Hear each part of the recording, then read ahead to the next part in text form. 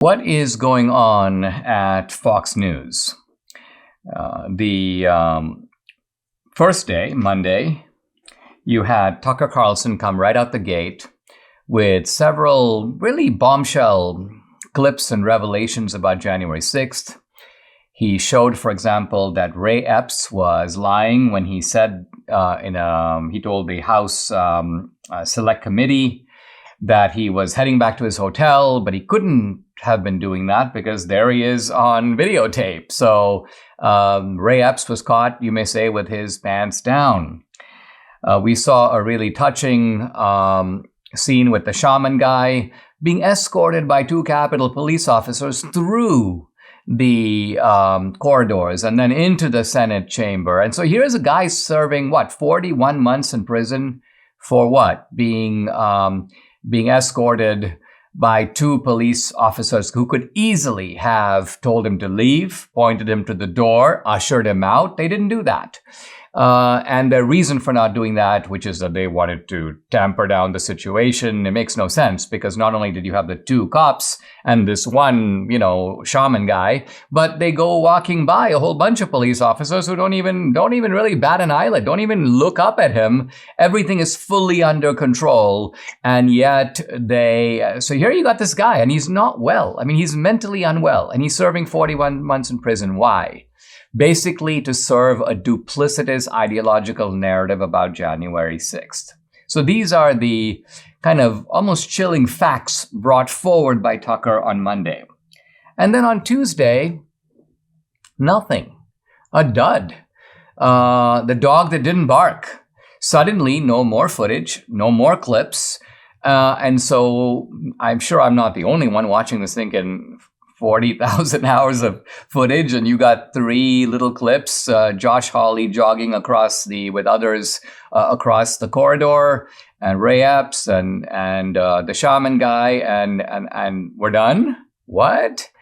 Now Tucker had some other stuff going on. He had the terrific Julie Kelly on. He talked to a former Capitol police officer, but it almost like the story, petered out. It's kind of like a rocket that sort of lost its fuel. And this makes no sense. Is it because there's no fuel? No. In fact, there is a prominent social media personality who's like, now I think Kevin McCarthy should have given the footage to Dinesh D'Souza. And here's one difference between Tucker and me. I don't work for Rupert Murdoch.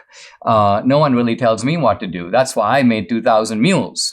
And if you'll notice, 2,000 Mules went unmentioned. Well, it didn't go unmentioned. Carrie Lake brought it up. One or two other people brought it up. Guests on Fox. And you should have looked at the ashen face of the Fox hosts when that happened. And basically all the major hosts at Fox were under clear orders not to mention 2,000 Mules. And what does that tell you? That they are not ultimately their own person. They ultimately work for Fox. I mean, should not be a big surprise. Who pays their multi-million-dollar salaries? It's Fox. And so who tells them what to do? Fox. Now, I agree that because Tucker has good ratings, he has more latitude on Fox than probably any of the other hosts. But let's look at this.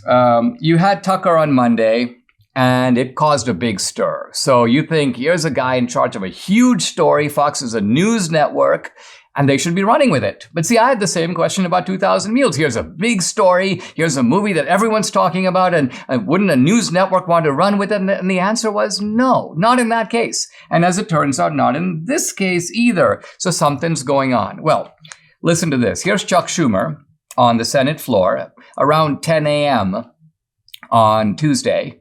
Rupert Murdoch has a special obligation to stop Tucker Carlson from going on tonight, from letting him go on again and again and again, because our democracy depends on it.